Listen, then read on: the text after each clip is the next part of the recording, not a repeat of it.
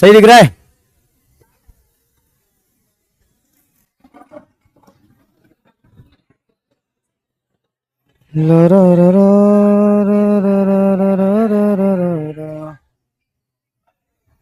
हाँ ठीक है, ठीक है, ठीक है।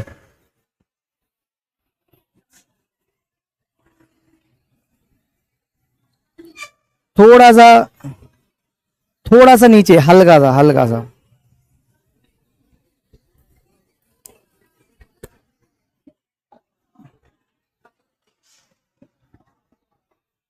बा बस ठीक।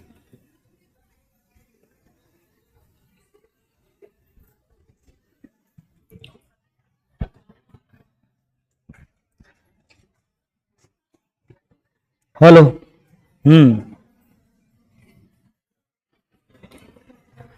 देखे भाई। अरे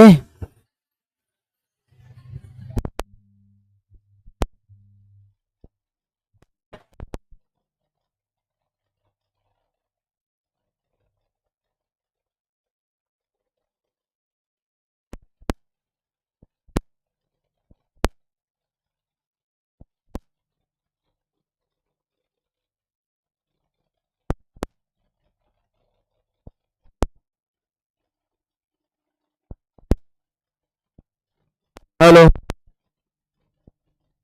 हिल गया, हिल गया। हेलो, आ रही है आवाज? ए, क्या सब्जी मंडी बना रखा तुम लोगों ने? है क्या करते हो तुम लोग? ये इधर रख जाए स्टूल, ये रखने की कोशिश करना जरा।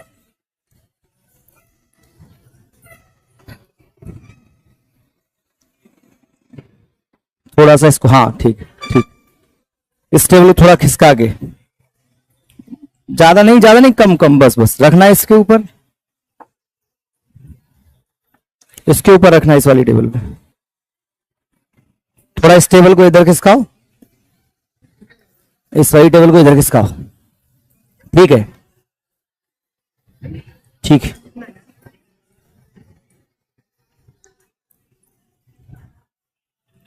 चलिए, वो दिखता रहेगा मामला सही चल रहा है नहीं चल रहा।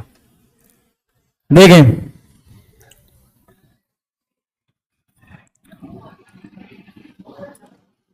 आपको क्या पढ़ाया था कल?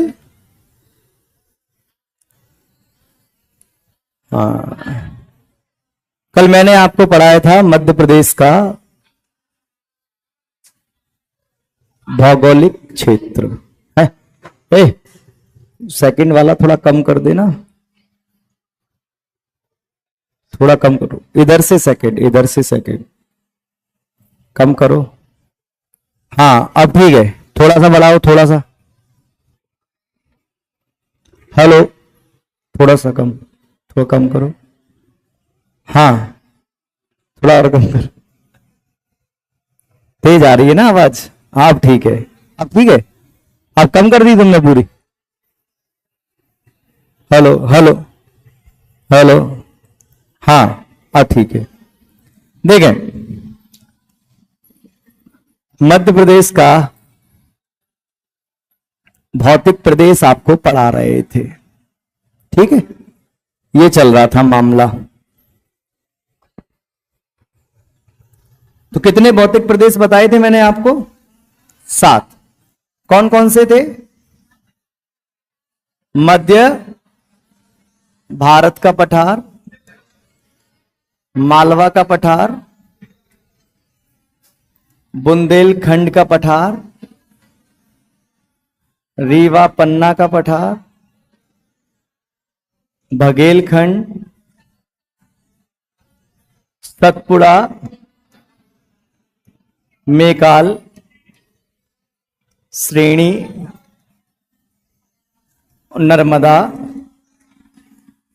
घाटी। हेलो, अब ठीक है। नर्मदा घाटी, ये मैंने कल आपको समझाया था, है ना?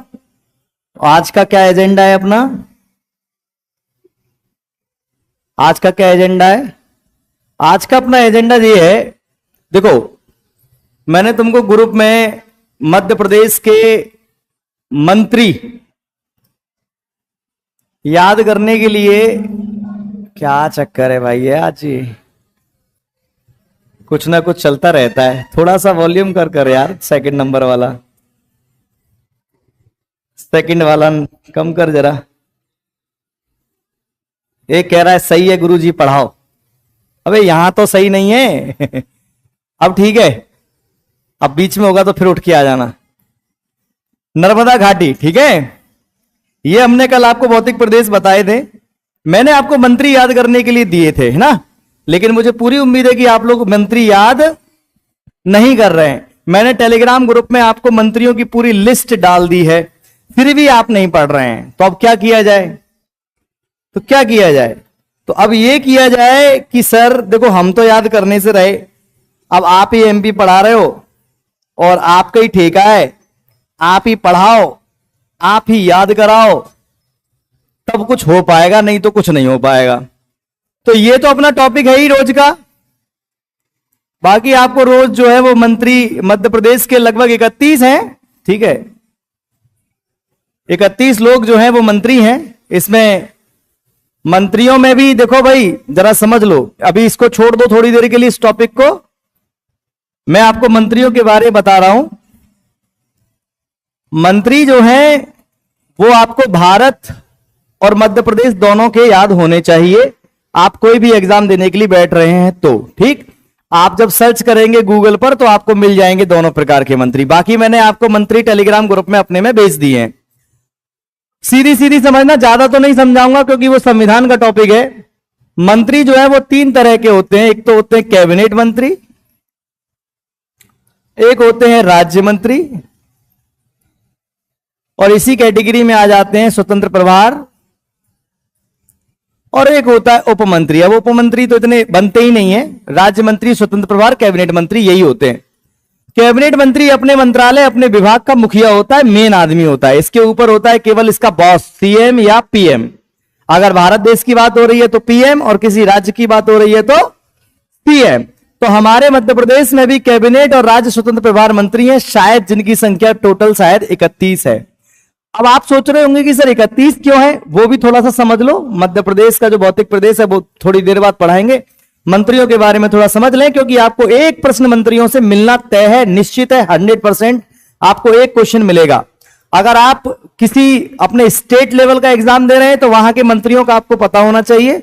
अगर आप सेंट्रल लेवल का एग्जाम दे रहे हैं, एसएससी वैसेससी रेलवे वगैरह, तो आपको भारत के मंत्री पता होना चाहिए। और मंत्रियों के साथ साथ उनका जो क्षेत्र जहां से वो चुनाव जीत करके आए हैं वो भी आपको पता हो, तो बहुत सोने पर क्या है, सोने पर सुहागा है। जैसे मैंने कहा कि मध्य प्रदेश में मंत्रियों की संख्या 31 है। 31 है, 40 क्यों नहीं है? टोटल सदस्य कितने हैं मध्य प्रदेश में? विधानसभा के कितने सदस्य हैं? विधानसभा के कितने सदस्य हैं? 230। एक चीज समझ लो जरा, संविधान का टॉपिक है, ज्यादा तो डीप नहीं पढ़ाएंगे, लेकिन फिर भी सुन लो। मंत्रियों की संख्या कुल सदस्यों का 15% से ज्यादा नहीं हो सकता। नहीं आई बात समझ में? नहीं आई? उड़ गई दिमाग से, निकल गई? सुनो, भारत सरकार का मंत्री हो चाहे किसी राज्य का मंत्रिमंडल हो, मंत्रि परिषद में कुल संख्या का 15% से अधिक नहीं हो सकता। नहीं तो सरकार तो सबको ही मंत्री बना देगी। संख्या कितने से ज्यादा नहीं हो सकती? 15% से ज्यादा नहीं। जैसे मध्य प्रदेश विधानसभा की सीटें कितनी है? 200, 230। तो 230 का 15%, इसका करो, देखो 230 का 10% कितना हो गया? 23 है। और 23 का आधा करूंगा तो कितना? 11.5। 11.5 तो कुछ होता नहीं है, तो मतलब 12 मान ले, तो कितना हो गया? 5 और 3, मतलब मध्य प्रदेश सरकार 35 मंत्रियों से ज्यादा मंत्री नहीं बना सकती। तो इसीलिए संख्या कितनी है अभी? अगर बना सकती है तो 4 और बना दे, उससे ज्यादा नहीं बनाएगी। जैसे भारत में जो लोकसभा की जो संख्या है वो कितनी है? 545 है। दो एंग्लो इंडियन वाला था वो तो हटा दिया है, लेकिन फिर भी अभी के लिए मान के चलो 545। तो 545 का 15% निकाल लेंगे तो जितना भी आएगा तो भारत सरकार उतनी संख्या से ज्यादा मंत्री नहीं। जैसे इसका अगर मैं 10% निकाल लूं तो कितना आ गया? 55। और फिर 5% और निकाल लूं, आधा कर दूं 55 का, 55 का आधा कितना?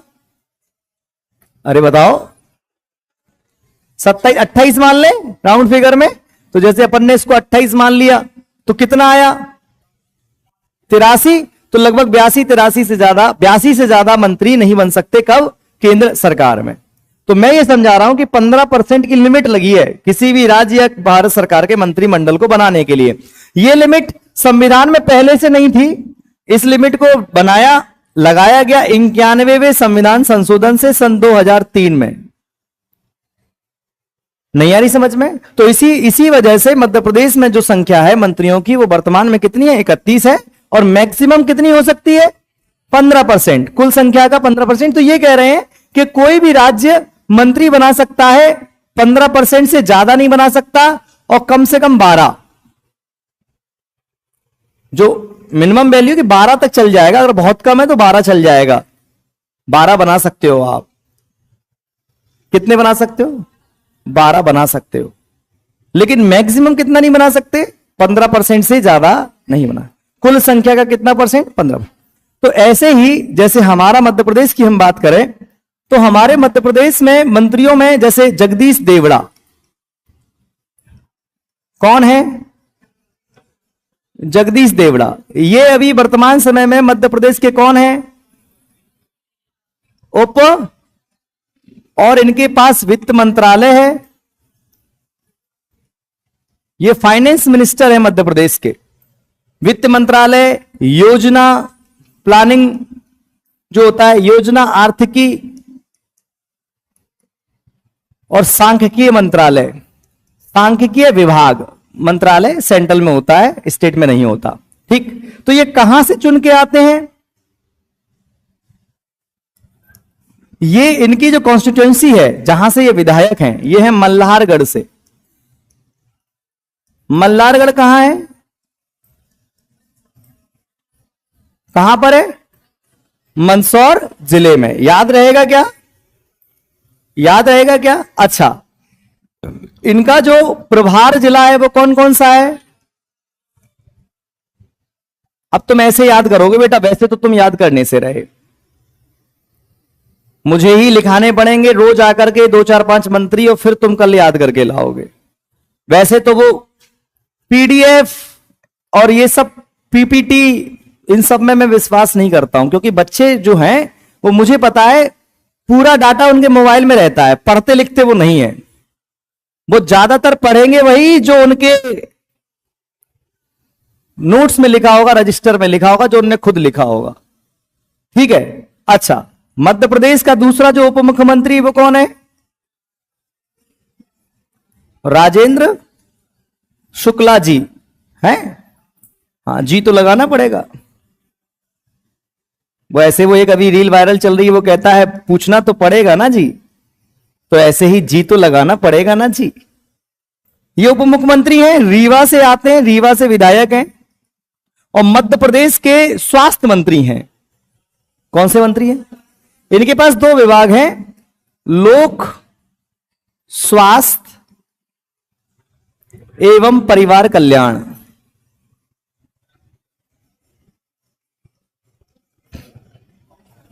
और एक है चिकित्सा शिक्षा। कौन सी शिक्षा? Medical education. और इनके पास भी 2 जिलों का प्रभार है, सागर और शहडोल।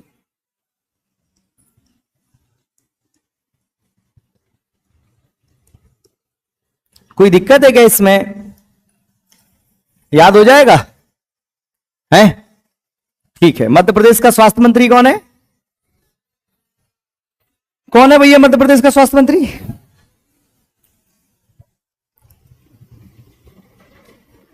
ठीक। और भारत का स्वास्थ्य मंत्री कौन है? जेपी जगन्नाथ प्रसाद नड्डा जी। ठीक, हाँ, ये दो हो गए। आगे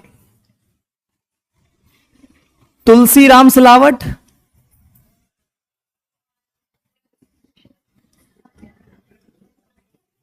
कौन से मंत्री हैं? जल संसाधन। इनके पास प्रभार कितने जिलों का है? ग्वालियर और बुरहानपुर। और ये कहां से विधायक हैं?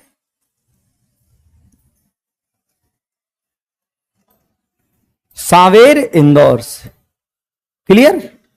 आगे बढ़ जाए, आगे बढ़ जाए। ठीक, आपके ही आसपास के एक मंत्री हैं,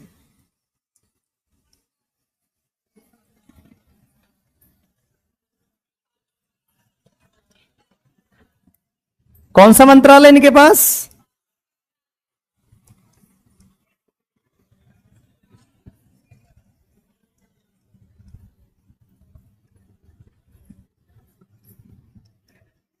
कौन सा विभाग? आप तो कृषि मंत्री याद रखिए बस इनको। मध्य प्रदेश का एग्रीकल्चर मिनिस्टर कौन है? ऐदल सिंह कंसाना। और भारत का कृषि मंत्री? ठीक, अच्छा, ये कहां से विधायक हैं? सुमावली से, है ना? हाँ, अच्छा, कौन कौन से जिले का प्रभार है?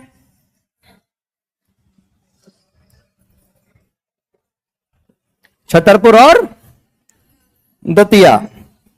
आपको एक जो मंत्री हैं बड़े फेमस हैं अपने यहां के, अपनी संस्थान में भी आए थे, एक बार आए थे ना, तो हमने उनसे निःशुल्क लाइब्रेरी की मांग कर दी थी। उन्होंने कहा था कि विचार करेंगे। अब वो पता नहीं कहां चला गया वो विचार। नहीं, वैसे शिक्षा है भाई, वैसे देखा जाए काम तो ठीक ठाक किया उन्होंने विधानसभा में अपनी, लेकिन एक जो लाइब्रेरी और खुल जाती तो थोड़ा सा मजा आ जाता। हाँ, जैसे अपनी विधानसभा में बढ़िया अस्पताल है, नो डाउट। देखो, मैं उन लोगों में से नहीं हूं कि बस गलत गलत गलत, जो ठीक होगा उसकी तारीफ भी करी जाएगी, ऐसा नहीं है, है ना? तो जैसे अपने यहाँ पर मनोरंजन पार्क कितना सुंदर बन गया, तो आराम से डला रहता है बूढ़ा पुराना आदमी भी, हम भी डले रहते हैं उसी में शाम के टाइम, है। अपना अस्पताल है हजीरे पर, सिविल, बड़ी अच्छी उसकी कंडीशन हो गई है, अच्छा है, सुविधाएं उसमें हो गई हैं, है ना? बस एक लाइब्रेरी और हो जाती तो मजा आ जाता। उस दिन आए थे अपनी कोचिंग में, कौन था उसमें से? आप में से कई स्टूडेंट थे क्या? नहीं थे? हाँ, 2 4 5 लोग थे। तो अपनी कोचिंग में आए थे, तो हमने कान में उनके कह दी थी कि साहब एक लाइब्रेरी हो जाती फ्री वाली, तो बच्चे बेचारे अपने रूम का किराया भरें कि लाइब्रेरी का किराया भरें, तो थोड़े से परेशान रहते हैं। तो वो कह के तो गए थे कि मैं इस पर विचार करूंगा, बिल्कुल एकदम तुम्हारी बात सही है। अब वो देखते हैं कब विचार पूरा होता है। अपना काम तो कहना है। देखें भाई, इनके पास कौन सा मंत्रालय है? ये ऊर्जा मंत्री हैं, और इनके पास भी 2 जिलों का प्रभार है, शिवपुरी और पाडुरना। और ये विधायक कहां से हैं?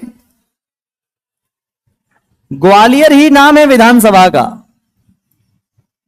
इधर देखो, जैसे इनकी विधानसभा का नाम है सांवेर, लेकिन कौन सा जिला? लेकिन इनकी विधानसभा का नाम ही ग्वालियर है। क्या नाम है? ग्वालियर विधानसभा, है ना? चलिए नेक्स्ट, 2 और लिखाएंगे बस, सारे नहीं लिखा रहे हैं। देखो भाई, क्या नाम है उनका? विश्वास सारंग।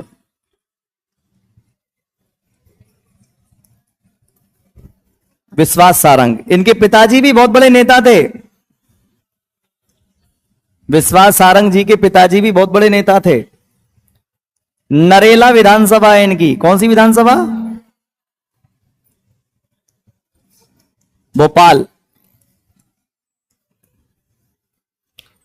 और कौन से मंत्री हैं ये, कह सकते हैं कौन से मंत्री हैं? खेल मंत्री हैं, खेल एवं युवा कल्याण।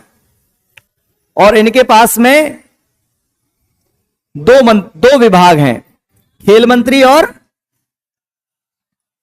सहकारिता मंत्री। तुम लोग बेटा इतने इंटेलिजेंट तो नहीं हो, तुम देख देख के बता रहे हो मेरे को। तुमने पीडीएफ खोल रखी है,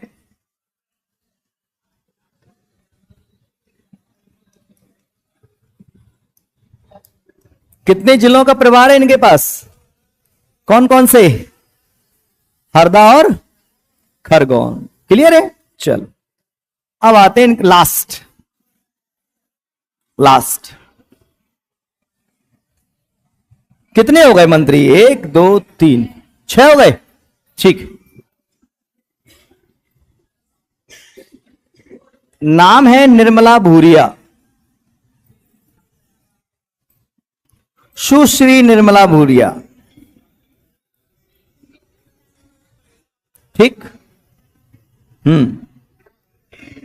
सुश्री निर्मला भूरिया जी, ये मध्य प्रदेश की पेटलावाद सीट से विधायक हैं, जो कि झाबुआ जिले में आता है।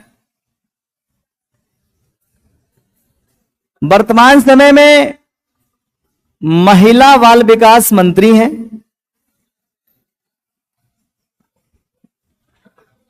मध्य प्रदेश की। और ये जो महिला बाल विकास मंत्री हैं, ये मध्य प्रदेश के कहां से आती हैं?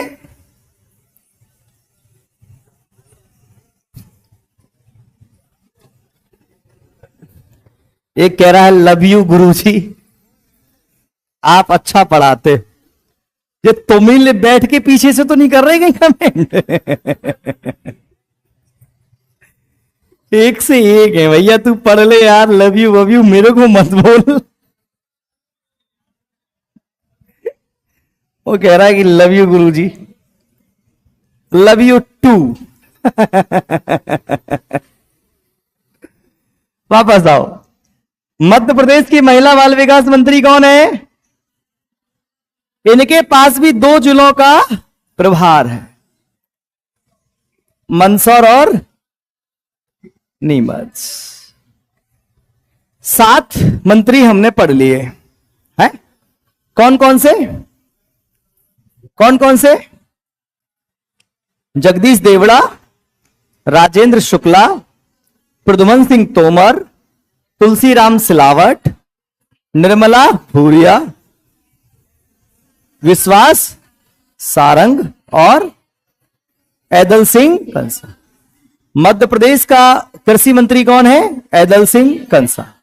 मध्य प्रदेश का महिला बाल विकास मंत्री कौन है? निर्मला भूरिया। मध्य प्रदेश का ऊर्जा मंत्री कौन है? प्रद्युमन सिंह तोमर। ठीक है। और अपना मध्य प्रदेश का फाइनेंस मिनिस्टर कौन है? वित्त मंत्री कौन है? जगदीश देवड़ा। मध्य प्रदेश का स्वास्थ्य मंत्री कौन है? मध्य प्रदेश का सहकारिता मंत्री कौन है? विश्वास सारंग।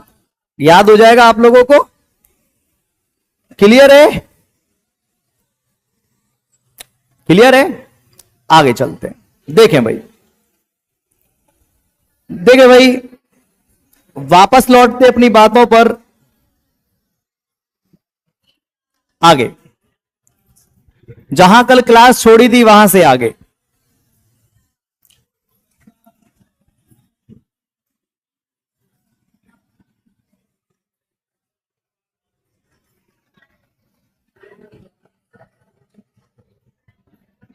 देखें, हमने कल आपको बताया था कि ये जो क्षेत्र है ये कहलाता है क्या? मध्य भारत का पठार। ये जो मध्य भारत का पठार है, इसका हम परसेंटेज में एरिया देखते हैं 10.68% या 6%। ठीक। इसका जो टोटल एरिया जो हम देखते हैं वो देखते हैं 32,896 किलोमीटर स्क्वायर। मध्य भारत का जो पठार है, यहां पर वर्षा जो है वो कम मात्रा में होती है। कह सकते हैं कि वर्ष भर जो वर्षा है वो उसका जो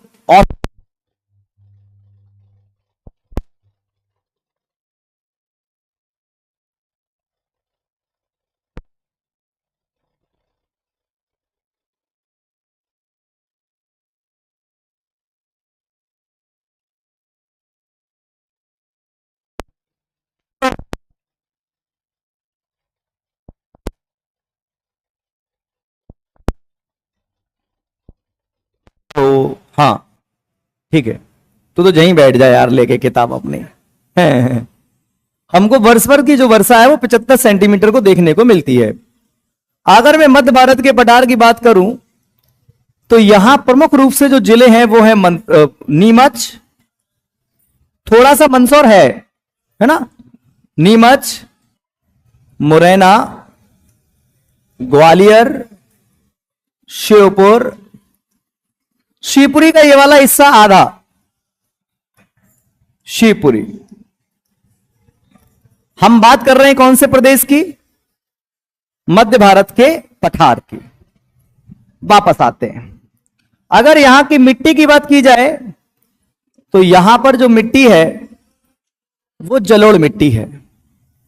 यहां पर अगर कृषि की बात की जाए तो कृषि के मामले में ज्वार और सरसों और गेहूं की खेती यहां पर देखने को अधिक मात्रा में मिलती है। अगर हम देखें तो कृषि के कारण, सरसों की कृषि के कारण इसको सरसों की हांडी बोला जाता है, सरसों की हांडी बोला जाता है। और यहां पर बहने वाली जो प्रमुख नदियां हैं वो हैं चंबल, सिंध, काली सिंध, सांक, ठीक, ये प्रमुख नदियां हैं। पार्वती, जिनमें से प्रमुख नदी कौन सी है? चंबल, ठीक। चंबल नदी की वजह से इस वाले एरिया में, मध्य भारत के पठार में, अरे हम एक एक करके 7 भौतिक प्रदेश पढ़ने वाले हैं। अभी सबसे पहले अपन ने शुरुआत कहां से कर दी? कहां से कर दी? मध्य भारत के पठार से, ठीक।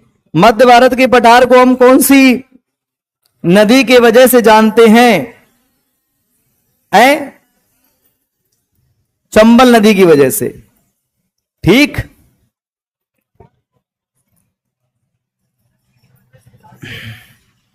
आगे देखो, इनके कमेंट पढ़ने के चक्कर में अपनी क्लास रह जाएगी।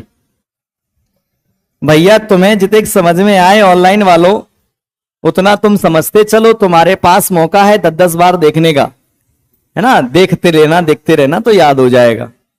मैं इसलिए कमेंट वमेंट नहीं पढ़ता हूं, समय जाता है उसमें। चंबल नदी, अगर हम मध्य भारत के पठार की जलवायु की बात करें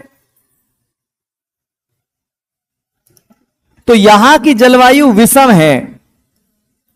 विषम का मतलब सर्दियों में भयानक ठंड पड़ती है इस क्षेत्र में और गर्मियों में भयानक गर्मी पड़ती है। अधिक सर्दी और अधिक गर्मी वाला एरिया है कौन सा पठार? कौन सा पठार? मध्य भारत का पठार। देखो बारिश वगैरह कम होती है तो इस वजह से यहां के जो जंगल हैं वो कैसे हैं? कटीले हैं, शुष्क पर्णपाती वर्ण हैं, ड्राई फॉरेस्ट हैं, कांटेदार पौधे मिलते हैं इधर पर। कौन से पठार में? कौन से पठार में? मध्य भारत के पठार में। तो मध्य भारत का जो पठार है वो मध्य भारत का सबसे कहां पर है? उत्तर में स्थित एक भौगोलिक प्रदेश है मध्य प्रदेश का।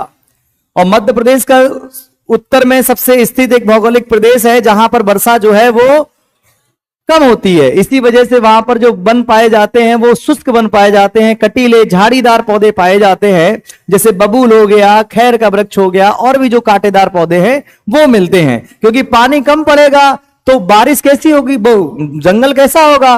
कम बरसात, कम पानी में उगने वाले पौधे पैदा होंगे, ठीक है। अच्छा, तो फिर हमको ये लग रहा होगा कि यार ये बताओ सर कि जब पानी यहां पर कम हो रहा है तो ये खेती ठीक ठाक मात्रा में कैसे हो रही है? तो मैं आपसे ये कहूंगा कि खेती इसलिए ठीक ठाक मात्रा में हो रही है क्योंकि हमारे यहां पर्याप्त मात्रा में क्या है?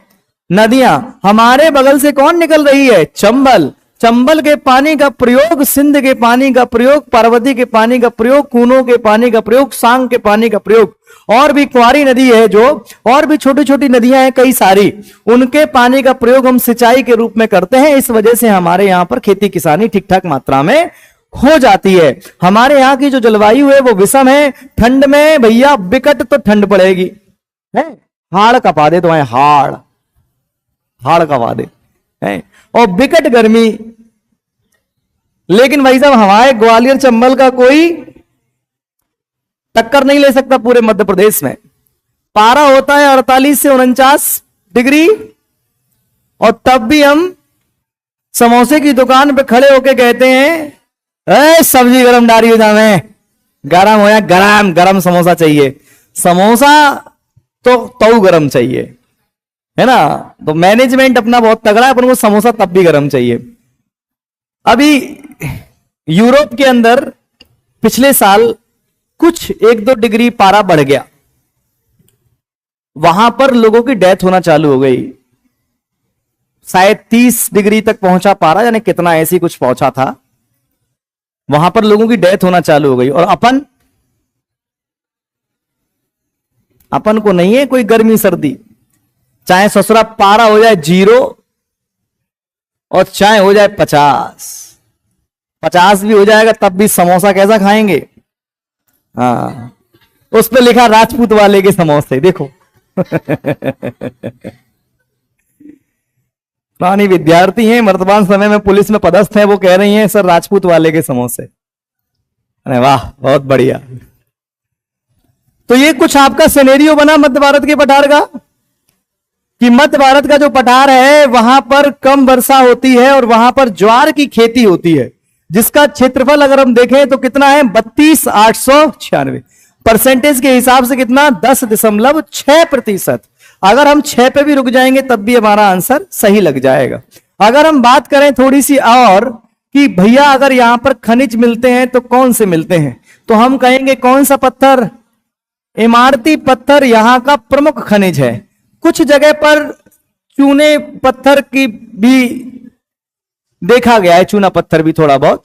और हमारे यहां पर कौन? चीनी मिट्टी हल्की फुल्की। लेकिन मेन कौन सा खनिज है? इमारती पत्थर। ठीक। अगर हम उद्योग की बात करें मध्य भारत के पठार में, तो हम कहेंगे कि मध्य भारत का पठार जो है वो औद्योगिक दृष्टि से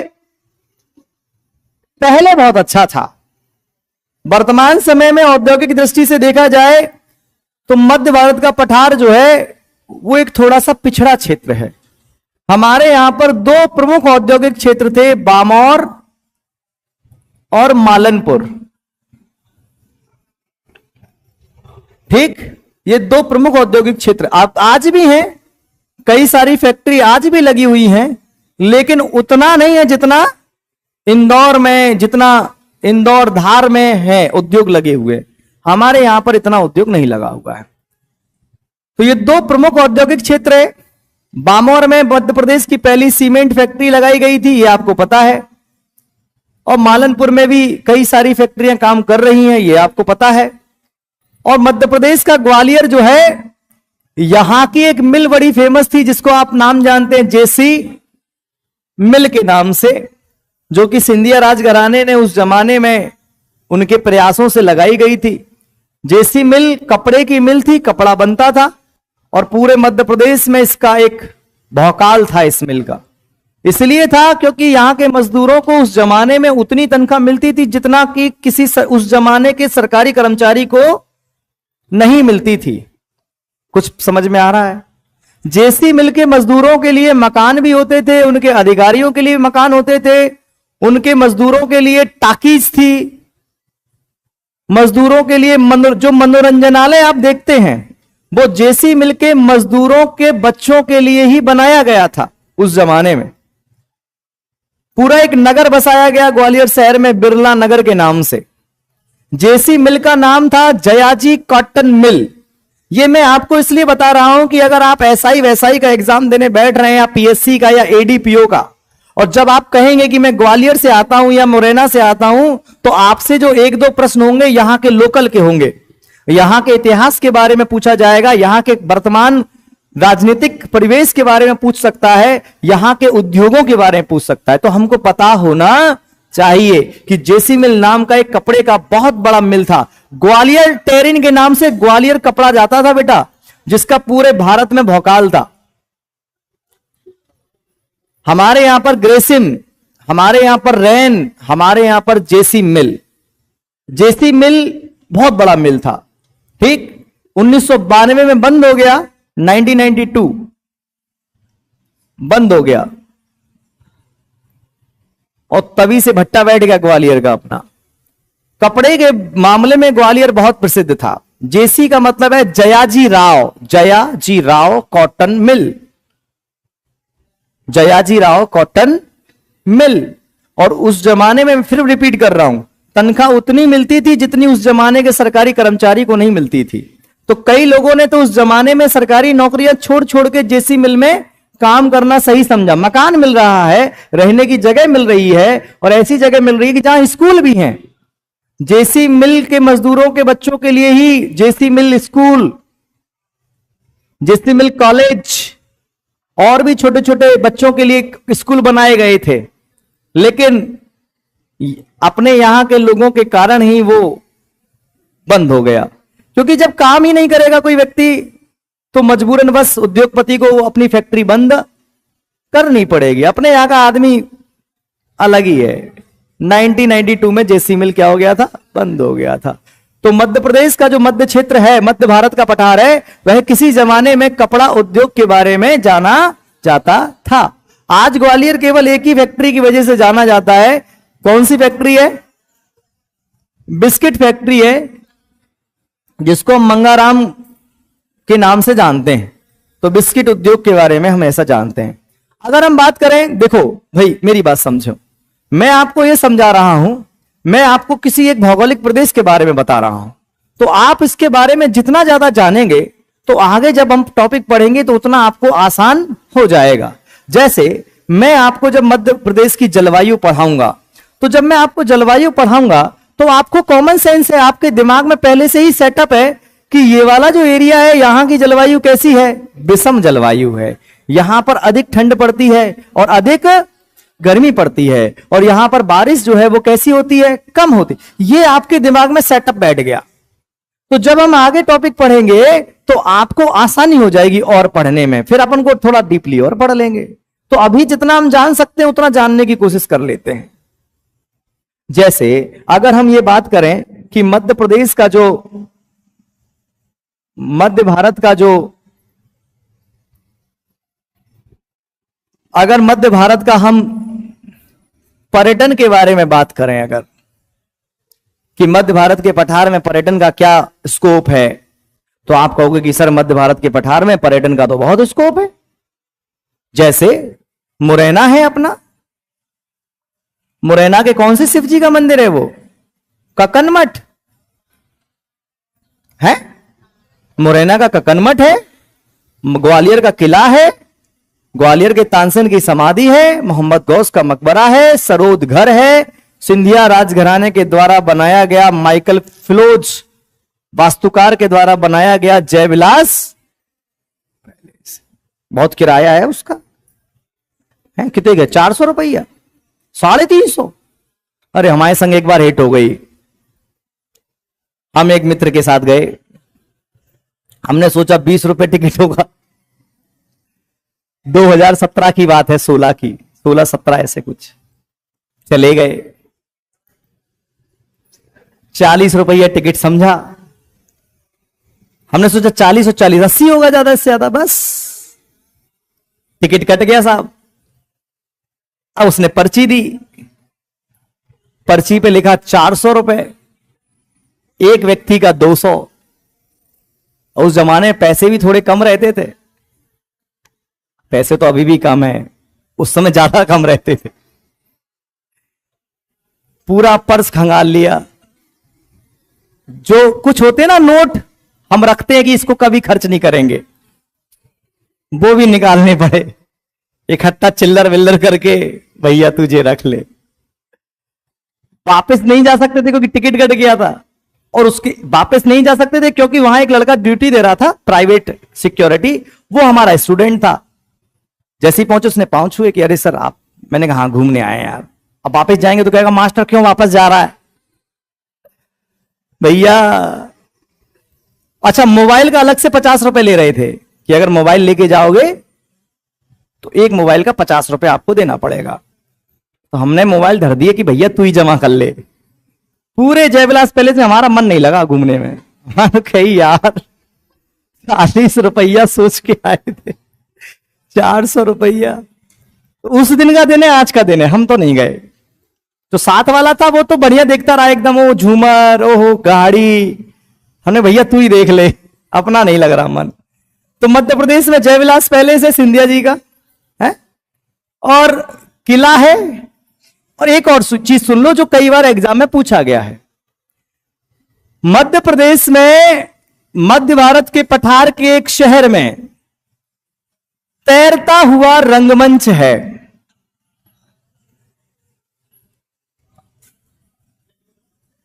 क्या है बेटा? मध्य भारत के पठार के एक शहर में तैरता हुआ रंगमंच है। कोई बता सकता है कहां है? बताओ। मैंने ये पूछा है आपसे कि जो हमारा मध्य भारत का पठार है वहां पर एक तैरता हुआ रंगमंच है जो कि पूरे मध्य प्रदेश में एक जगह है। कहां है भैया? कहां है?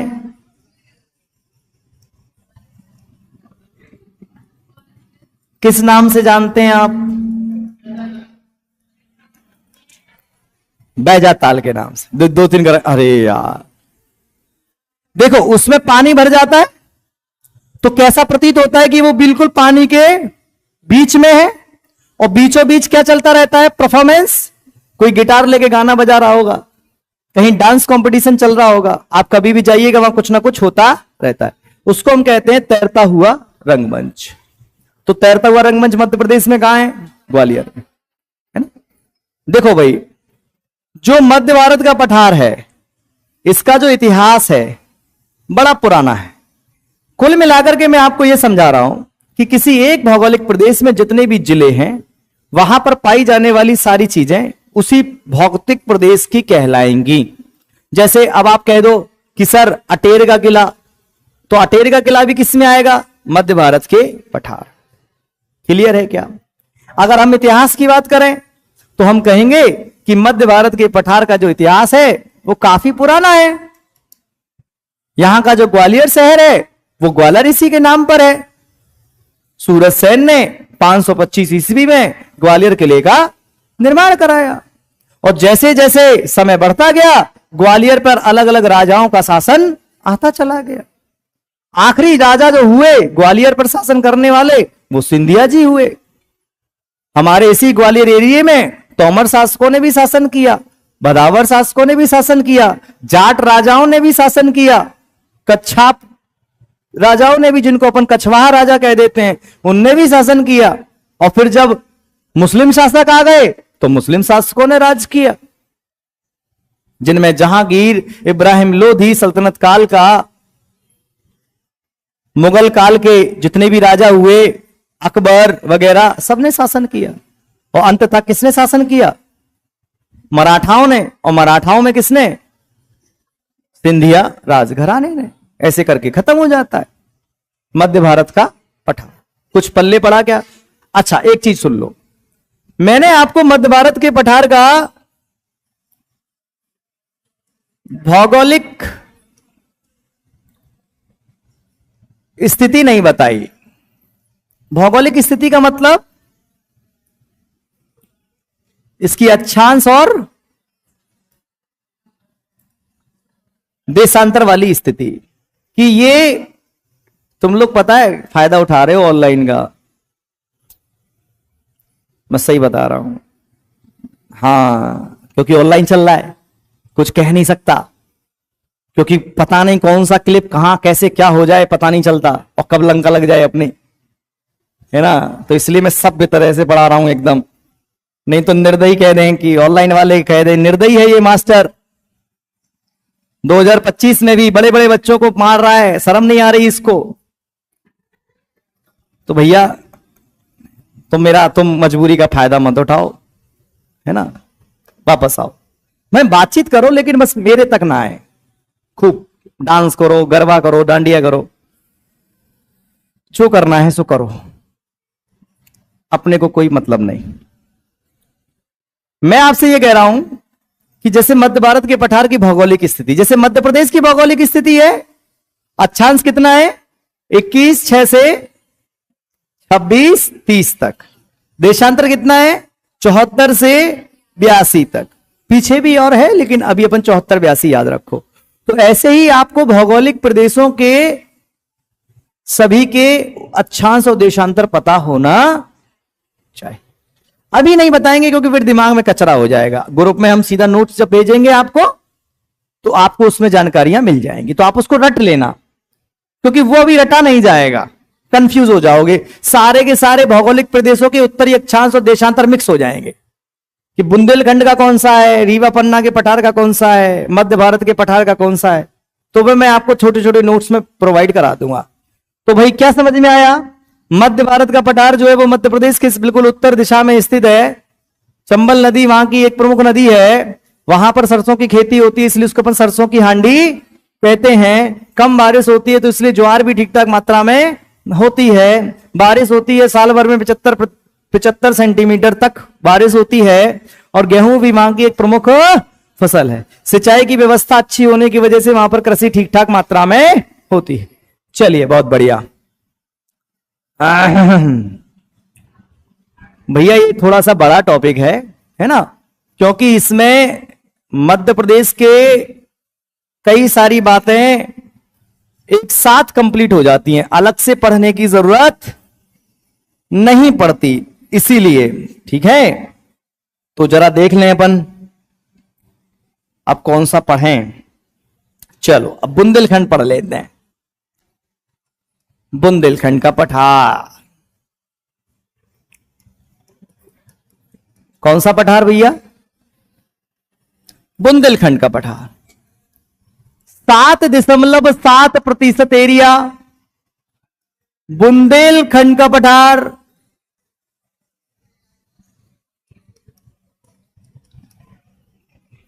ग्रेनाइट और नीस से बना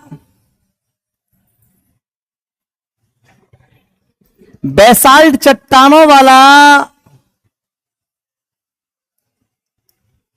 एक पठार जिसको हम बुंदेलखंड के पठार के नाम से जानते हैं। सेम चीजें वही है जो हमने थोड़ी देर पहले पढ़ी थी, सेम 23,733 किलोमीटर स्क्वायर। बुंदेलखंड के पठार के जो जिले हैं, दतिया, अपना सागर, निवाड़ी, सागर का कुछ एरिया मालवा में, कुछ एरिया बुंदेलखंड में, निवाड़ी, टीकमगढ़, छतरपुर,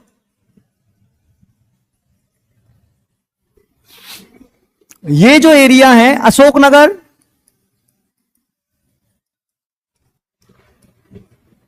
थोड़ा सा हिस्सा भिंड का भी है, ये वाला हिस्सा, ये यहां के प्रमुख जिले हैं। कहां के बुंदेलखंड के पठार के। बुंदेलखंड का पठार कैसे बना है, ग्रेनाइट और नीस की चट्टानें या बेसाल्ट चट्टानों से बना है। बुंदेलखंड का पठार जो है, यहां पर अगर हम देखें कुल मिलाकर के, यहां की जैसे मिट्टी की बात की जाए, मिट्टी की, तो यहां पर आपको लाल काली मिट्टी देखने को मिलती है। गेहूं और फसलें वही लगभग सेम है, गेहूं, दालें भी होती है इधर पर, चना वगैरह। बुंदेलखंड का पठार जो है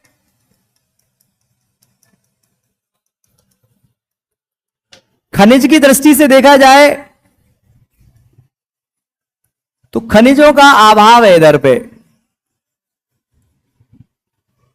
नदियां प्रमुख है, नदी यहां की बेतवा। कौन सी नदी प्रमुख नदी है यहां की? बेतवा। मध्य प्रदेश के बुंदेलखंड की प्रमुख नदी कौन सी है? मध्य प्रदेश के बुंदेलखंड क्षेत्र की जीवन रेखा किसको कहते हैं? बेतवा कहां की नर्मदा कहलाती है? गंगा कहलाती है, सॉरी। बेतवा कहां की गंगा कहलाती है? बुंदेलखंड की गंगा कहलाती है। बेतवा नदी जो है, अभी इसको पढ़ेंगे अपन डिटेल में जब नदियां पढ़ेंगे, इसको वैत्यवती के नाम से जाना जाता है। रायसेन के कुमरा गांव से निकलती है बेतवा नदी। कहां से? रायसेन के कुमरा गांव से। बैतरवती नदी जो है वो बुंदेलखंड की प्रमुख नदी है। उसको बुंदेलखंड की क्या कहते हैं? बेतवा की एक सहायक नदी है धसान, एक दूसरी नदी है कैन। कैन नदी भी एक नदी है जो छतरपुर वाले एरिया में घूमती है। तो हम कह रहे हैं कि बुंदेलखंड क्षेत्र की प्रमुख नदियां कौन कौन सी? बेतवा, कैन, धसान, जामनी,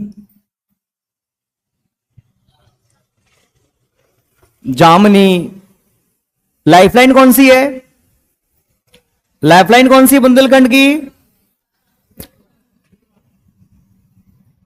ठीक, अच्छा। बुंदेलखंड की सबसे ऊंची चोटी है सिद्ध बाबा की चोटी।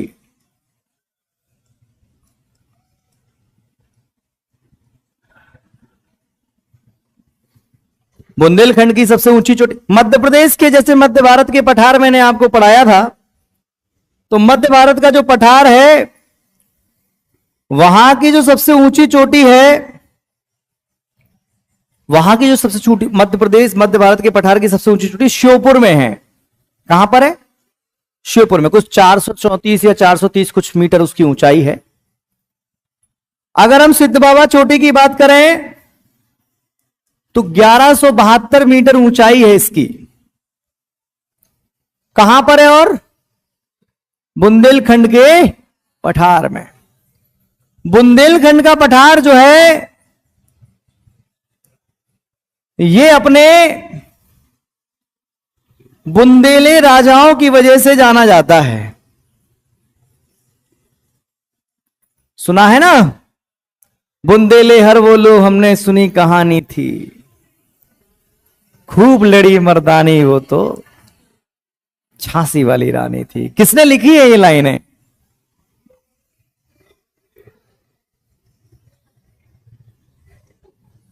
किसने लिखी है ये लाइनें? फिर पूछ रहा हूं, कोई ऑनलाइन वाला बताए किसने लिखी है ये लाइनें? हाँ, कोई बता दे तो शायद अच्छा लगे मुझे। हाँ, सुभद्रा कुमारी चौहान। देखो आंसर आ गया। ये होता है देखो मामला। अब कौन की नौकरी लगेगी, तुम्हारी के इनकी?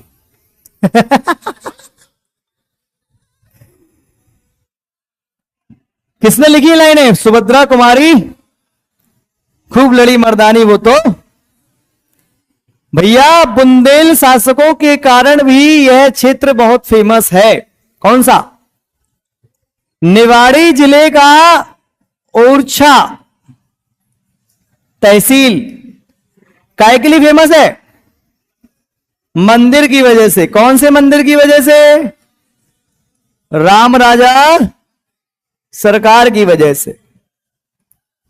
भारत में एकमात्र मंदिर है जहां पर जो राम है वो राजा के रूप में स्थापित हैं, जिनकी पूजा राजा के रूप में की जाती है कि भैया इस जगह का जो राजा है वो कौन है? श्री राम है। ऐसी एक कहानी है, ठीक, कि भाई जो बुंदेला शासक थे एक, उनकी जो रानी थी वो राम की बहुत बड़ी भक्त थी। तो किसी दिन कुछ मतभेद हो गया दोनों के बीच में, तो जो रानी जी हैं जो वो चल पड़ी कि हम तो अपने राम को लेने जा रहे हैं, हम तो राम को साथ में लेके आएंगे। तो रानी यहां से गई पैदल पैदल पैदल पैदल अयोध्या तक, ऐसा कहानी है, किस्से हैं, हमारी मान्यता है। तो वहां तक रानी जी पहुंची, जितना हमने सुना है ना, शायद गलत सुना हो तो भैया माफ कर देना, नहीं तुम लड़ पड़ो हमसे आके। तो रानी पहुंची, तो रानी अकेली तो जाएंगी नहीं भाई, राजा की रानी है तो पीछे कुछ सैनिक वैनिक भी जाएंगे। तो उन्होंने कहा कि ठीक है, तुम ज्यादा ये भक्त वगैरह करते रहते हो तो तुम ले आओ ना, प्रभु को ले आओ। तो वो जिद में चली गई, जिद में चली गई, वहां कुछ तपस्या वगैरह उन्होंने की, भगवान से आराधना उन्होंने की। जब कुछ दिन रिजल्ट नहीं निकला तो वो सरयू नदी में उन्होंने कहा हम वापस ऐसे खाली हाथ नहीं जाने वाले। तो जब वो सरयू नदी में अपनी आत्मदाह करने के लिए गई तो वहां पर जैसे उनको एक साक्षात प्रभु ने दर्शन दिए। उन्होंने कहा चलो चलते हैं। तो उन्होंने कहा कैसे चलते हैं? तो राम जी हैं। उन्होंने अपना स्वरूप छोटा किया और मूर्ति के उसमें आए, स्वरूप में आए।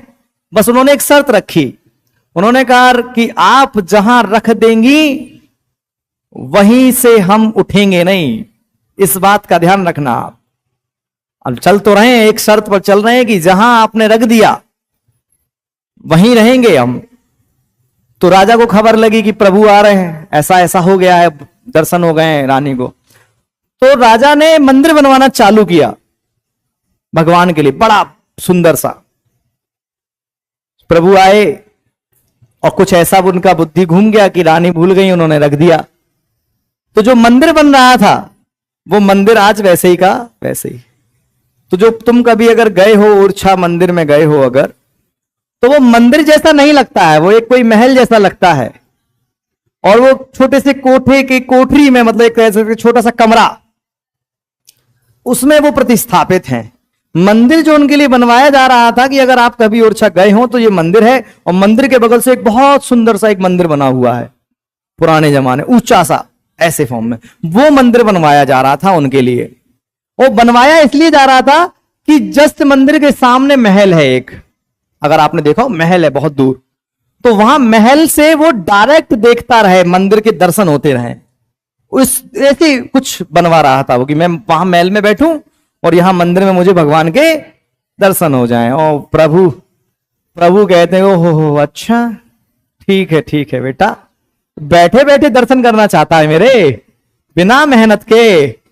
तुमने कहा तू बनवाता रहे बेटा, मेरे को जहां बैठना है वहीं बैठूंगा। तो प्रभु की माया है, कहानियां हैं चल रही हैं। और आज भी वहां उनको जैसे सलामी दी जाती है प्रॉपर मध्य प्रदेश शासन के द्वारा, और उनको वहां का राजा के तौर पे। तो ओरछा बड़ा फेमस है राम राजा सरकार की वजह से। और सुन लो, और वहां की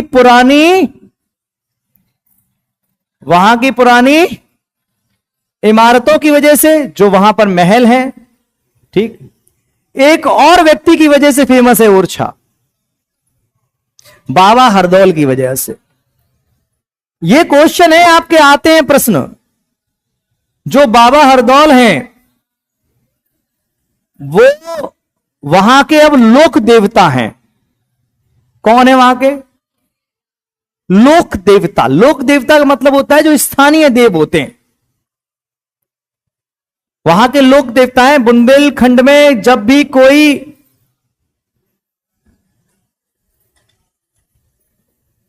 शुभ कार्य होता है, शादी ब्याह भंडारे भागवत, तो वहां पर पहला निमंत्रण हरदौल बाबा को जाता है, एक निमंत्रण उनको भी जाता है। उनसे कहा जाता है कि प्रभु संभाले रखना। तो सोचिए कि वो इंसान कितना शुद्ध प्रकार का व्यक्ति होगा कि आज उसकी पूजा हो रही है। जबकि जो हरदौल बाबा है वो भी एक बुंदेला राजा थे, शासक थे। नहीं आ रहा समझ में? तो हरदौल जो देवता है वो कहां के देवता है, किस एरिए के? मध्य प्रदेश के किस क्षेत्र के? बुंदेलखंड। और कल मैंने कुछ दिन पहले मैंने आपको बताया भी था कि बुंदेलखंड के 2 सेना नायक जिनका नाम है क्या? आला और उदल। इसी बुंदेलखंड क्षेत्र का एक राजा था वीर सिंह बुंदेला। सुनते चलिए कहानियां, क्योंकि ये जो भौतिक प्रदेश है आपको यही जानना है। एक बार में ओवरव्यू ले लो। एक राजा था वीर सिंह बुंदेला, जो दोस्त था जहांगीर का। किसका? जहांगीर का दोस्त था। कौन? वीर सिंह बुंदेला। तो वीर सिंह बुंदेला ने महल बनवाया। कौन सा बनवाया होगा फिर? जहांगीर महल। जहांगीर का दोस्त था। और जहांगीर के पिताजी कौन थे? अकबर। अकबर के दरबार में एक व्यक्ति था जिसका नाम था अबुल फजल। क्या नाम था? जहांगीर की और अकबर की थोड़ी सी किन्हीं मुद्दों पर मतभेद रहता था। जहांगीर निपट नशीला आदमी, शराब के नशे में डला रहता था। शराब, व्यक्ति ठीक था लेकिन शराब बहुत पीता था। और अकबर से इसके चलते थे मतभेद। तो इसको यह लगता था कि हमारे बाप की बुद्धि अबुल फजल ने भ्रष्ट कर रखी है, नहीं तो हमारा बाप तो बहुत अच्छा है। तुम में से कौए लगत हो वो ऐसो कि जे चाचा ने बुद्धि खराब कर रखी है, या इनके जो दोस्त ने बुद्धि खराब कर रखी है, ऐसे ही कुछ। जहांगीर को अबुल फजल से थोड़ी सी दिक्कत थी। तो जहांगीर ने क्या किया? जहांगीर ने कहा कि सुनो वीर सिंह बुंदेला। उन्होंने कहा हाँ दोस्त बताओ। कि यार ये अबुल फजल जो है ना दिल्ली की तरफ जा रहा है, तो इसको दिल्ली नहीं पहुंचना चाहिए ये। तुमने कि क्या करें फिर? कह रहे कछु करो, ये दिल्ली नहीं पहुंचना चाहिए। तो फिर दोस्तों का तो भाई लड़कों का तो रहता ही है। भाई ने बोला करने का तो करने का। तो वीर सिंह बुंदेला ने हत्या की अबुल फजल की। और वो हत्या कहां होती है ये भी सुन लो। जहां आप बैठे हैं, ग्वालियर के आंतरी में अबुल फजल को मार दिया जाता है। तो अबुल फजल कहां मरा साहब? अबुल फजल कोई छोटा मोटा आदमी नहीं है। अबुल फजल ने किताब लिखी है सीधी सीधी एक बहुत बड़ी, अकबरनामा। अबुल फजल अकबर के दरबार का एक बहुत महत्वपूर्ण आदमी है। उसको निपटा दिया गया किसके कहने पर? किसने निपटाया? और वीर सिंह बुंदेला। कहां का शासक था वीर सिंह बुंदेला? बुंदेलखंड का बुंदेला राजा था। यह चीज समझ में आई आप लोगों को? तो हम ये देख रहे हैं जो बुंदेला शासक और बुंदेला शासक जो है भैया जे है, देखो पुराने बच्चों की वो धड़ाधड़ आंसर चल रहे हैं, जबकि नौकरी में है वो स्टूडेंट, पुलिस में पदस्थ हैं, वो धड़ाधड़ आंतरी में मकबरा है। ये जो लिख रहे हैं वो तुरंत ही लिख दिया जा रहा है। अब सोचो तुम, एक तो मुझे सामने से कल पढ़ा देता हूं तो आज पूछो तो भाई जो गजनी है वो शर्मा जाए तुम्हारे सामने। तुम्हें कल जो पढ़ाया है वो तुम्हें आज याद नहीं रहता ससुरा। ऐसे देखते हो जैसे गजनी के रिश्तेदार हो। बुंदेलखंड समझ में आया कुछ? बुंदेलखंड की सबसे अच्छा एक चीज और सुन लो बुंदेलखंड के बारे में। बुंदेलखंड का जो लोक नृत्य है कौन सा? इसी को मध्य प्रदेश सरकार ने क्या बना दिया है? राजकीय नृत्य। और बुंदेलखंड का जो लोक नृत्य राई है वो काय पे किया जाता है? मृदंग पे। अच्छा, बुंदेलखंड मध्य प्रदेश का, ध्यान सुनना, बुंदेलखंड मध्य प्रदेश का सबसे सूखा प्रभावित क्षेत्र है। यहां की एक समस्या है काय की? सूखे की। सूखा समझ रहे हो ना? बारिश, पानी। अच्छा एक चीज सुन लो, जो मध्य प्रदेश है, मध्य प्रदेश में बुंदेलखंड वाला क्षेत्र इतना है, तो इसका मतलब यह नहीं है कि बुंदेलखंड इतना ही सा है। कुछ ज्यादातर क्षेत्र काहे में? उत्तर प्रदेश में, यूपी में है बुंदेलखंड का एरिया। जैसे झांसी, झांसी भी बुंदेलखंड का ही क्षेत्र है। जालौन कहां का? बुंदेलखंड। उरई बुंदेलखंड। ललितपुर बुंदेलखंड। कुछ समझ में आ रहा है आपको? क्लियर है? आगे बढ़े।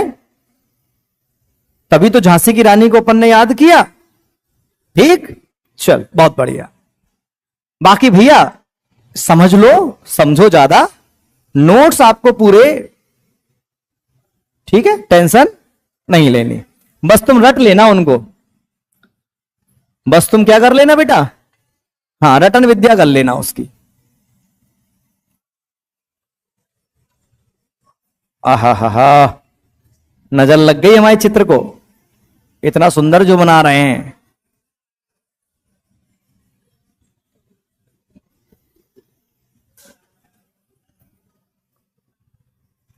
नंबर किसका है? अच्छा एक चीज और सुन लो यार बेटा, एक रह गया, यहां पर हीरा, खनिजों में क्या, हीरा यहां का प्रमुख खनिज है। कहां का? कहां का? बुंदेलखंड के पठार का हीरा यहां का प्रमुख खनिज है। और कहां मिलेगा हीरा आपको? छतरपुर में। कहां मिलेगा आपको हीरा? छतरपुर में। यहां का एक औद्योगिक क्षेत्र है जिसका नाम है प्रतापपुरा। कौन से जिले में मिलेगा आपको? निवाड़ी में। कौन से जिले में मिलेगा प्रतापपुरा? कौन से जिले में मिलेगा? कौन से जिले में? निवाड़ी में। और जो छतरपुर है, कितना ही बता सकता हूं मैं आपको, इतना बता सकता हूं कि 2 घंटे में बुंदेलखंडी पढ़ाता रहूंगा आपको, क्योंकि जो जो इस क्षेत्र में है वो सब बुंदेलखंड क्षेत्र में आएगा। जैसे अशोकनगर एक जिला है, तो अशोकनगर में जो जो है वो सब काय में आएगा? बुंदेलखंड के पठार में। जैसे अशोकनगर जो जिला है, तो अशोकनगर जिला कब बना था वैसे? कब बना था? हां, तो अशोकनगर में जगह है चंदेरी। चंदेरी का कपड़ा क्या मिला हुआ है इसको? चंदेरी का कपड़ा बड़ा फेमस है। उस कपड़े का नाम ही है चंदेरी, जैसे जगह का नाम है।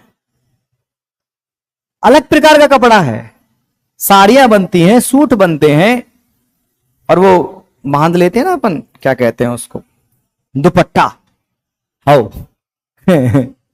वो भी बनते हैं।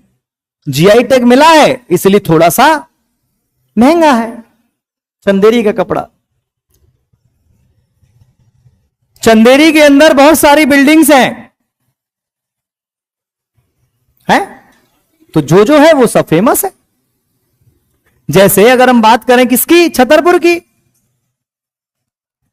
तो छतरपुर में ही आता है खजुराहो। तो खजुराहो के जो मंदिर है वो भी किस क्षेत्र में कहलाएंगे? बुंदेलखंड के पठार में। तो खजुराहो के मंदिर बनवाए किन शासकों ने? चंदेल शासक, चंदेल राजाओं ने बनवाए इस खजुराहो के मंदिर। यूनेस्को की विश्व धरोहर की साइट में है खजुराहो। काय में है?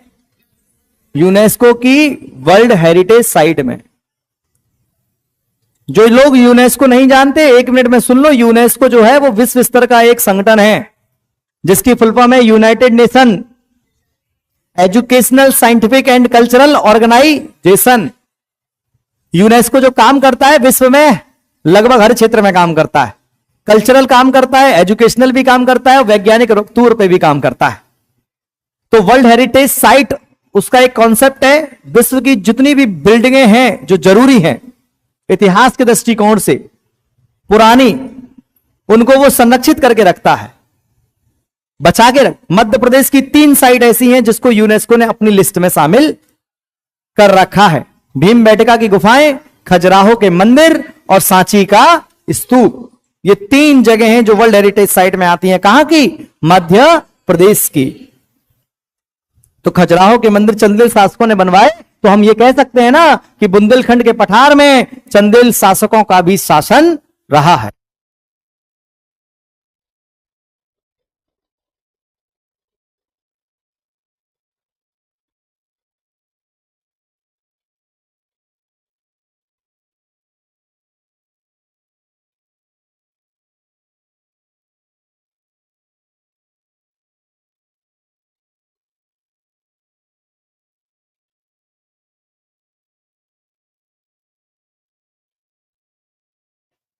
हेलो, हाँ।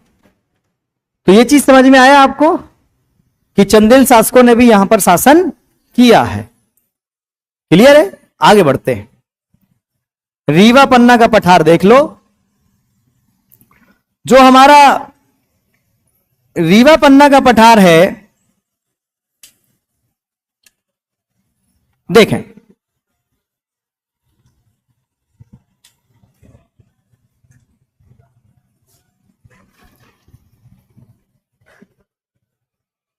हाँ भाई, यहां कहीं आपको ऐसे इस वाले एरिया में रीवा पन्ना कठार मिलेगा। 31,955, कई कई जगह 954 भी है। क्या है इसका एरिया? 10.37% अपन इसको पढ़ते हैं, बोलते हैं अपन इसको क्या? रीवा पन्ना का पठार। कौन सा पठार?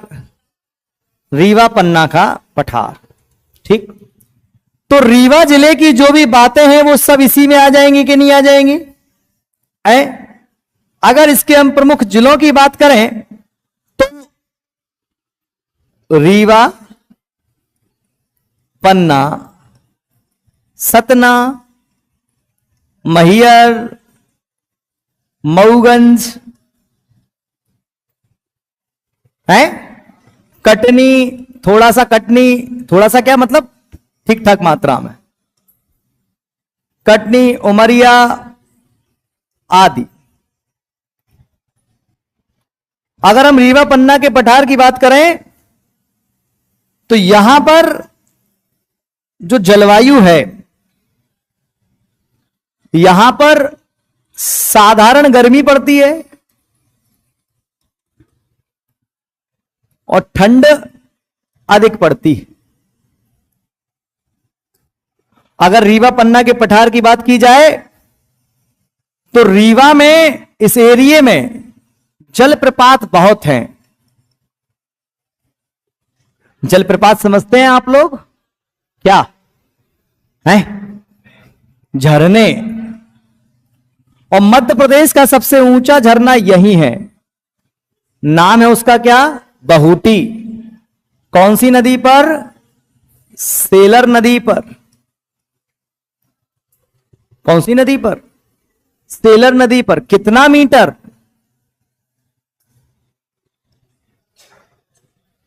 मध्य प्रदेश के सबसे ज्यादा झरने आपको इसी एरिया में मिलेंगे। और यहीं से गुजर रही है कौन सी पर्वतमाला? विंध्याचल पर्वतमाला। तो विंध्याचल पर्वतमाला का बेटा कुछ हिस्सा है जिसे अपन भांडेर कैमूर श्रेणी कहते हैं। क्या कहते हैं? तो जो कैमूर वाला हिस्सा है वो इधर है। तो रीवा पन्ना के पठार में कैमूर श्रेणी भी है, विंध्याचल पर्वत श्रेणी की। रीवा पन्ना के पठार में झरने बहुत हैं, जिसमें बहूटी, केवटी, चचाई, पियावन और भी बहुत सारे। मध्य प्रदेश का सबसे ऊंचा झरना कहां है? रीवा में। रीवा में कहां पर? कौन सा? रीवा में कौन सा? क्लियर है? आगे बढ़े, आगे बढ़े। अच्छा, यहां पर एक चोटी है जिसका नाम है सद्भावना चोटी, जिसको गुडविल चोटी भी कहते हैं। इसकी ऊंचाई है 752 मीटर। कहते हैं कि दमोह जिले में आता है। रीवा पन्ना का पठार जो है, कृषि के लिहाज से देखा जाए तो यहां पर गेहूं, चावल, इनके साथ साथ जो रेशा होता है, रेशा, जिन कृषि से रेशा निकलता है, रेशा काय से निकलता है रेशा? बताओ।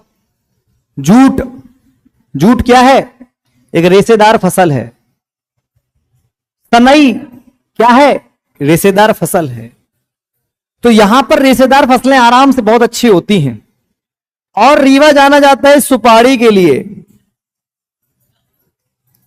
सुपारी होती है, पूजा पाठ में गणेश जी बना करके बिठाल देते हैं अपन के, रे गणेश जी हैं। सुपारी के खिलौनों के लिए बड़ा फेमस है कौन सा एरिया? रीवा। हम बात अब वो करेंगे ना जो जो मिल रहा है उस क्षेत्र के अंदर। अगर हम बात करें खनिजों की, तो यहां पर आपको खनिजों में, रीवा पन्ना के पठार के खनिजों में आपको चूना पत्थर और आपको हीरा, पन्ना जिले में हीरा मिलता है ना, बहुत फेमस है। सतना के एरिया में भी आपको हीरा मिलता है। सतना के कुछ क्षेत्र हैं जहां पर हीरा मिलता है। जब आपको खनिज पढ़ाएंगे तो डिटेल में बताएंगे। रीवा पन्ना वाला एरिया, रीवा पन्ना में अगर मिट्टी की बात की जाए तो यहां पर मिश्रित मिट्टी मिलती है। कैसी मिट्टी? मिश्रित मिट्टी मिलती है। रीवा पन्ना वाले एरिया में बघेल शासकों का शासन रहा है। कौन से शासकों का?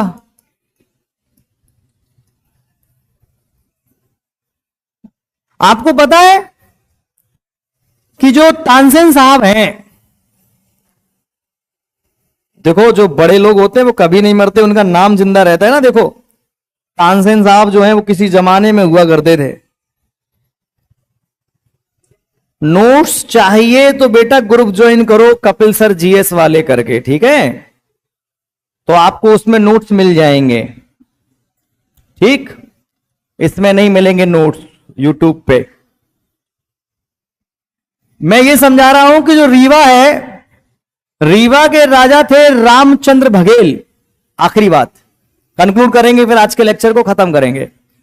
रीवा के राजा थे रामचंद्र बघेल। उनके दरबार में था एक गायक जिसका नाम था रामतना पांडे या तन्ना मिश्रा। सुन लो यूट्यूब वालों भी, हां, रामतना पांडे या तन्ना मिश्रा एक गायक था। किसके शासनकाल में? किसके?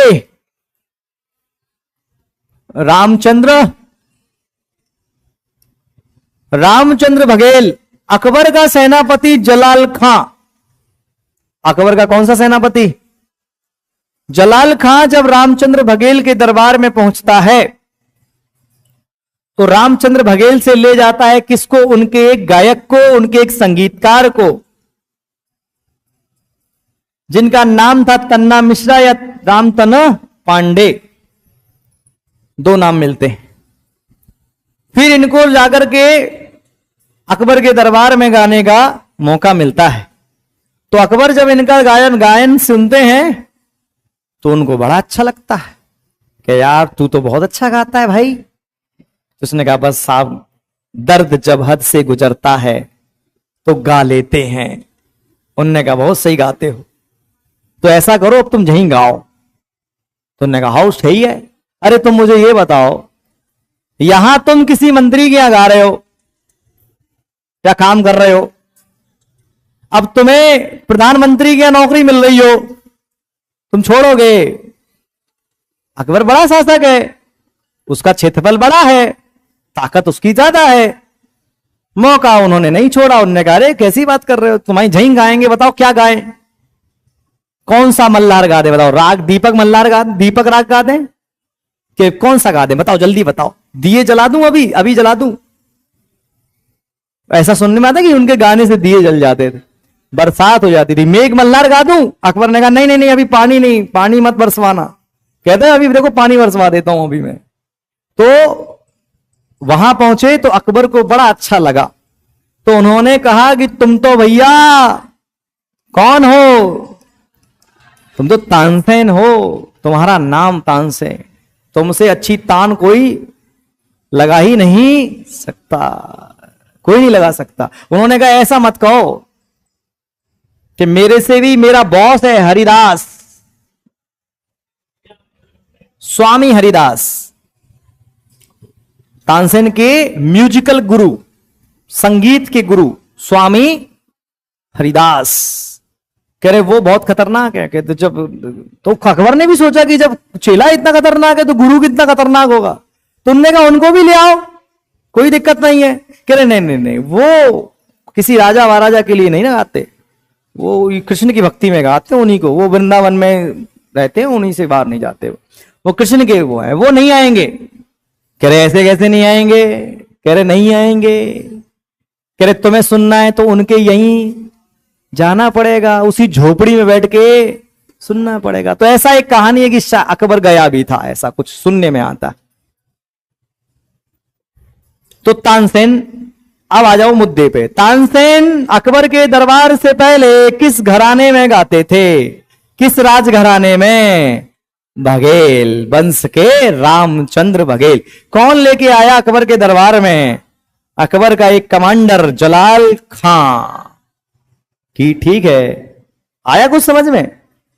तानसेन जी की समाधि तो आपको पता ही है। उनके आध्यात्मिक गुरु मोहम्मद गौस, सूफी संत, कादरी संप्रदाय के सूफी संत, उनके बगल से उनको, उनकी दिली इच्छा थी कि जब मैं मर जाऊं तो मुझे मेरे जो आध्यात्मिक गुरु हैं उनके बगल से दफनाया जाए और मेरी जो भी इमारत बनाई जाए वो मेरे गुरु से छोटी बनाई जाए, उनका मकबरा बड़ा बनाया जाए, मेरा जो भी तुम बनाओ छोटी मोटी बिल्डिंग। तो आपने देखा होगा उनकी जो समाधि है वो छोटी है और उनके गुरु, लोग देखने आते हैं तानसेन की समाधि, तो तानसेन जो है वो छोटे से उसमें है, क्योंकि उनकी दिली इच्छा थी। गुरु की इज्जत करते होंगे वो। आओ आजकल के तो मोनी मोड़ा कल ही बिन्ने इच्छा था, ठीक बेल ले हो वो, अबे नौकरी लग जाए इनकी।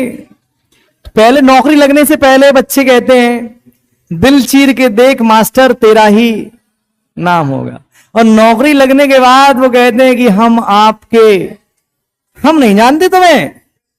हम क्या, हम नहीं जानते तुम्हें सर, आप कौन हो, इसी क्षेत्र के हो, कहां के हो, कैसे हो। देखो आजकल के चेला चपाटे हैं तो कहते हाँ गुरु फुरु डरे रहने दो, हमारा बनने चाहिए अच्छो माहौल। हाँ गुरु को कहा है, गुरु तो बॉक्सर से चल रहा है, हमारे पास फॉर्च्यूनर है। देखें भाई, ये कंक्लूड किया। तानसेन समारोह मध्य प्रदेश का एक प्रमुख समारोह है। 2024 में हमने 100वां तानसेन समारोह आयोजित किया था और तानसेन की समाधि के बगल से ही तानसेन समारोह का आयोजन होता है। और तानसेन की बात क्यों चल पड़ी? क्योंकि किसकी बात चल पड़ी? बघेल शासकों की। और बघेल शासकों की बात क्यों चली? क्योंकि रीवा क्षेत्र का राजा था कौन? रामचंद्र बघेल, जिसके दरबार में थे कौन? तानसेन। क्लियर है? कल आप मंत्री याद करके लाएंगे। बताइए भैया, मध्य प्रदेश का बाल विकास मंत्री कौन है? निर्मला भूरिया, बहुत बढ़िया। मध्य प्रदेश का वित्त मंत्री कौन है? कौन है? जगदीश देवड़ा। अच्छा, और मध्य प्रदेश का स्वास्थ्य मंत्री कौन है? कहां से आते राजेंद्र शुक्ला? कहां से आते हैं? रीवा से। जगदीश देवड़ा कहां से आते हैं? ये आते हैं छोड़ दो। मध्य प्रदेश का किसान मंत्री कौन है? मध्य प्रदेश का कौन है किसान मंत्री? अच्छा, मध्य प्रदेश का खेल मंत्री कौन है? विश्वास सारंग, कैलाश सारंग के पुत्र विश्वास सारंग हैं। कहां से आते हैं? नरेला, भोपाल से आते हैं। अच्छा, और कौन सा मंत्री बताया था हमने आपको? ऊर्जा मंत्री प्रद्युम्न सिंह तोमर जी के बारे में आपको जानते ही हैं, अपन ने उनसे लाइब्रेरी की डिमांड की थी, है ना। कहां से आते हैं? ग्वालियर विधानसभा से। ठीक है, चलिए भैया, कल मिलते हैं आप लोगों से। 10:30 बजे क्लास लगती है, जो लोग बच्चे पूछ रहे थे इसमें, है ना। भैया एक चैनल बना लिया है छोटा सा, कपिल एमपी के नाम से, हो सके तो उसको सब्सक्राइब कर देना तो थोड़ा मुझे अच्छा लगेगा, क्योंकि उस पर मैं वीडियो बनाऊंगा घर पे बैठ के भी। कपिल एमपी के नाम से एक छोटा सा चैनल बनाया है, आप लोगों के सहयोग से उसमें 30 सब्सक्राइबर भी हो गए हैं, है ना। अच्छा, एक आप भी हो, अरे धन्यवाद धन्यवाद धन्यवाद। हर उस पत्थर का धन्यवाद जिसके दम पर यह बिल्डिंग खड़ी हो रही है। ठीक है, सर्च कर लेना कपिल एमपी के नाम से, तो आप सब्सक्राइब कर लेना। बाकी टेलीग्राम ग्रुप में, जो यूट्यूब वालों के लिए बोल रहा हूं, तुम लोग जा सकते हो, टेलीग्राम ग्रुप है, उसमें आपको नोट्स दे दिए जाएंगे। ठीक है, कपिल सर जीएस वाले करके पीले कलर का मोनो है, उसको आप देख लेना। चलिए, जय जय राम, टाटा बाय बाय।